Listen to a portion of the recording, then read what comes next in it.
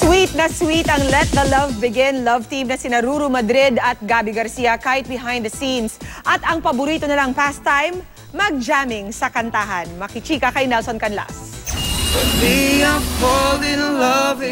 Tila pre-concert ang pastime ni Ruru Madrid at Gabby Garcia habang naghihintay sa taping ng Let the Love Begin. Kapag nag-cut si Direk at nag-aabang habang nagsiset up, uupo lang ang dalawa sa isang sulok, kukuha ng gitara at duet na.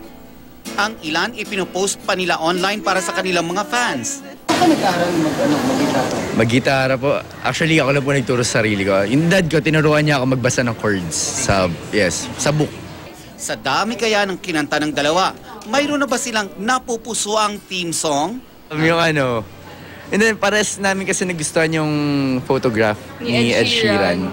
So parang every time na tinutugtog yun sa radio or naririnig namin, like nagkatinginan or paminsan, yes, parang yun na. Kasi kunyari ako lang mag-isa sa bahay, parang siya yung naaalala ko pag naririnig ko yung kanta na yun. Nasaksihan ng GMA News ang kulitan ni Ruru at Gabby kapag hindi rumorolyo ang kamera.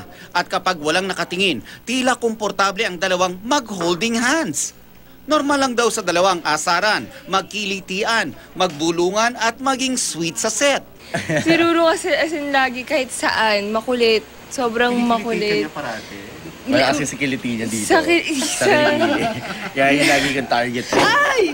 Hindi kasi, oo. As in kahit saan magpunta, kaya napapasigaw ako nang wala sa oras. Ang hindi pa alam ng marami, mahilig din pala ang dalawa sa extreme sports. Si Gabby, bata pa lang ay certified scuba diver na. Kamakailan nag-scuba surero nga ang dalaga sa Batangas kasama ang kanyang ama. Si Ruru naman, nahihilig na raw sa mountain climbing.